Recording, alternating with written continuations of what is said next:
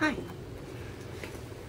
Okay, I started making videos like last week, and even before I started making videos, my picture on YouTube and Facebook, people would ask me how did I get my hair so pink and how do I keep it vibrant. So I just wanted to make a quick little video. Excuse me. That was sexy, huh? To say how I get my hair pink and how I keep it that way. What I use, I'm not a professional yet, my sister is, but just stuff that I get, you can, blah blah blah, stuff you get from Sally's that you can make your hair pink with. So okay, the first thing is obviously going to be bleach, because you can't have your hair pink unless you have really, really blonde hair without making it damaged in some way. You're gonna have to from bleach. But you can, my suggestion would be, if you have the cash, go to your salon and get it professionally bleached, because that would be the best for your hair. You know, they are professionals and they know what they're doing. But if that's not an option for you, if that's just not what you want to do, you want to do it yourself, then okay, I'll help you out there. When you go to Sally's, the number one thing you're going to want to get is bleach, which this is what my Sally's has as far as blue bleach goes. This is the only blue bleach they have, in fact. Colors by Clairol. And the first time I bleached my hair, I did it with, they have Wella. It's not the same kind of Wella that you get in professional shops. It's Color Charm Wella, but they didn't have blue. So when I dyed my hair, bleached my hair the first time, I used Wella developer and bleach, but it made my hair yellow. So then I had to go in and bleach the whole thing again with the blue. If you want it white, you're going to want to use the blue. Well, you're still not going to get it white, but you'll get it like lemon rind yellow. So I also suggest you get one of these little beakers, which mine has water spots. I don't know if you can see that. Cleanly, yes. I should have washed it, right? But anyways, you just take your conditioner at a 1-to-1 ratio. You use, the bleach comes with a little scoop. Like this one is the one that came with this one. It's 1 tablespoon. So you add 1 tablespoon of your powder bleach to 1 ounce of your developer.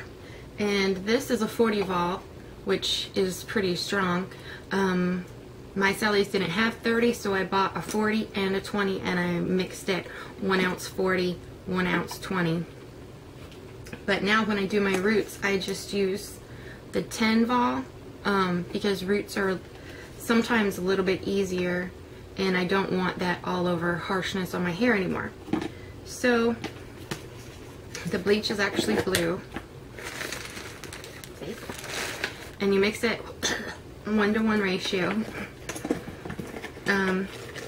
And then you put it, well, you mix it in a thing like this. And if you're doing, there's 2 different types of brushes. There's the bigger brush, and then there's the smaller brush. I used the bigger brush the first time when I was bleaching my whole head. I use the smaller brush now just to do my roots. You want to section your hair off into quarters. Mix your bleach. It's a good idea to mix the bleach as you go, so that way the bleach doesn't get tired and you don't have gradients of blonde to non-blonde patches in your hair. I've done that. It looks like leopard print, but not in a good way, because the bleach got tired. And that happens a lot with the 10 vol, just to let you know. So you mix it up. You section off your hair into quarters and then layers, and then you just paint your hair with the bleach. Then you can wrap your hair in a plastic bag or a shower cap or what have you. It does a little better if you do that, because it gives it even heat distribution, and if you just let it air out, some of the bleach will get dry, and you'll notice, because it'll be powdery, and some of the bleach will be moist, and obviously the bleach that's dry is going to stop working. the bleach, the bleach that's wet will keep working. I think I said that. So that's step one. Oh, actually no. Before you start bleaching, actually the prequel to step one is don't wash your hair for at least 3 or 4 days, because you're going to want that added kind of protection layer on your scalp of the oils and stuff on your scalp to protect it from the bleach, which is why I said protection.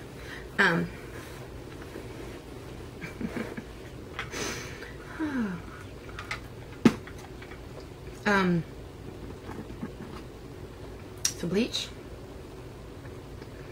Then after you bleach your hair, when you're at Sally's, pick out whatever color you want, which is mine is, this is what I use, Manic Panic Hot Pink. This is what I use for my touch-ups, and this is what I use for actual dyeing my hair, which I just dyed it like a week ago. This is Manic Panic Amplified Hot Pink, which it does work a little better. The statistics say it's like stays in 30% longer.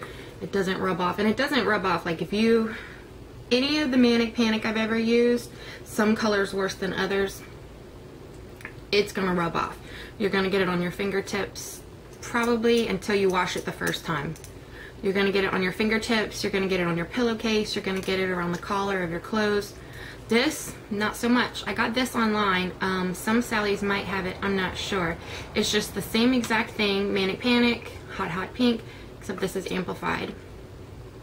They're both vegan, both no animal testing, and all that jazz.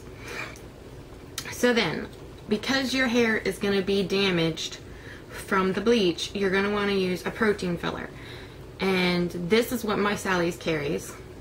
Just this neutral protein filler. There's 2 ways to do it. I actually do both because I want my hair to keep the color. One is you put a couple ounces in your hand, run it through your hair, and then comb it. The other is to actually mix a couple of ounces with your dye and then put it on your hair that way. Again, like I was saying, this is what I use for my touch-up roots. It's smaller, it's more convenient to get in just at the root line. And this is what I use to apply the color, because of course it's bigger and you can apply a lot more. Which again, when you apply it, you just want to do it the same way. Quarter your hair. I don't quarter it, I half it.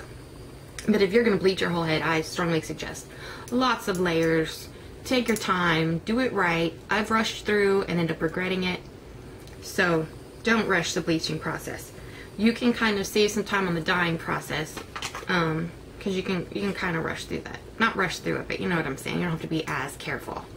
Especially if you don't care if you get it on your skin. I don't care if I get it on my skin because I just wipe it off. But this protein filler, if you do not use it, more than likely if you just bleached your hair, it's going to look splotchy. Even if you didn't bleach your hair and your hair is just a blonde color, your hair doesn't all damage in the same, you know, you're not going to have overall damage in the same level on every strand of hair. I would just suggest using a protein filler. I notice a ginormous difference if I don't use it. The bleach, or the color doesn't adhere as well, my hair doesn't look as good, it's splotchy and patchy and gross and yucky. Okay, so then you've waited a couple days, you've bleached your hair, you've dyed your hair, and now you're ready for the first washing after the initial washout of the dye.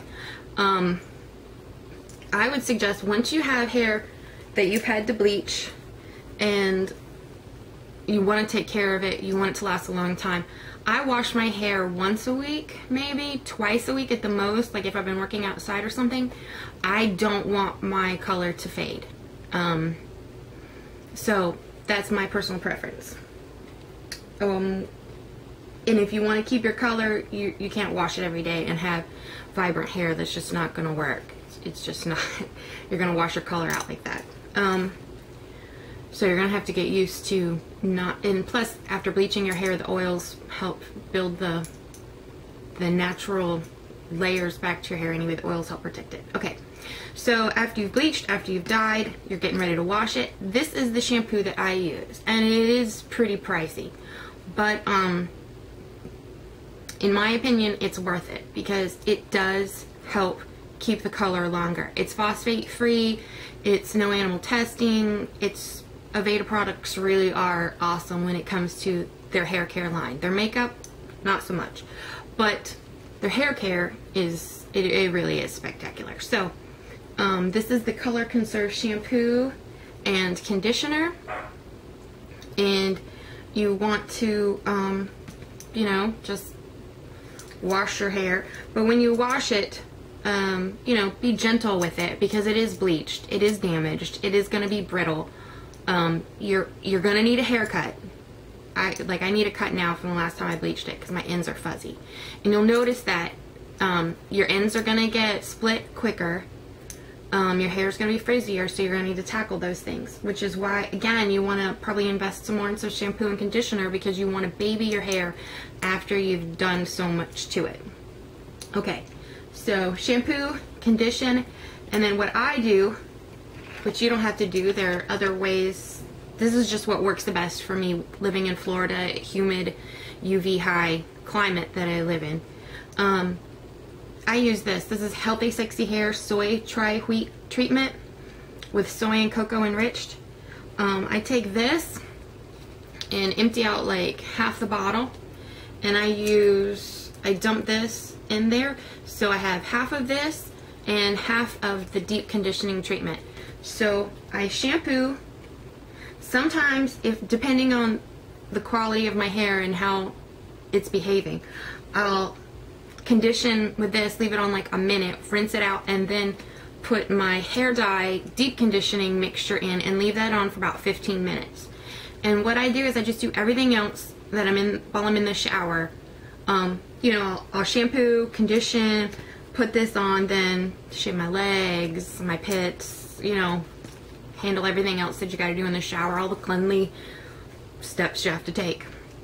So really the 15 minutes isn't that long. I mean, I don't time it or anything. I'm like, yeah, well, let's see, I've shaved and I've done this and I've, you know, I'm like, it's been about 15 minutes. So then you rinse it out. Oh, another key I cannot stress enough, rinse your hair in cold water. It's got to be cold water because that seals the cuticle and will keep the dye in your hair longer. This is like a refresher. It's not going to take your hair to its vibrant beginnings, but it will kind of perk it up. You can think of it as a way, like, say you wash what you wash out, this will replenish probably half of what you wash out. So it will be a little lighter from washing, but it won't be quite so light after you know, leave this on for 15 minutes. And then after that, when you get out of the shower, don't wrap your hair up in the towel. Don't take the towel and wring your hair out, because all you're going to do is just going to be stripping more color, and the color is going to end up on your towel and not stay on your hair. And if you have curly hair like me, well, let's do that. If you have straight hair, I suggest this. And again, these brands aren't the best brands except for the Aveda. You can get better quality if you have access to a professional who can buy you licensed products that the professionals use. This is kind of like if you're not a professional and the only thing you have access to is Sally's. But this works for me. So this Keratin Brazilian Tech is one and only from Sally's. It's not the best you can buy, but it's pretty good for the price it is and the availability.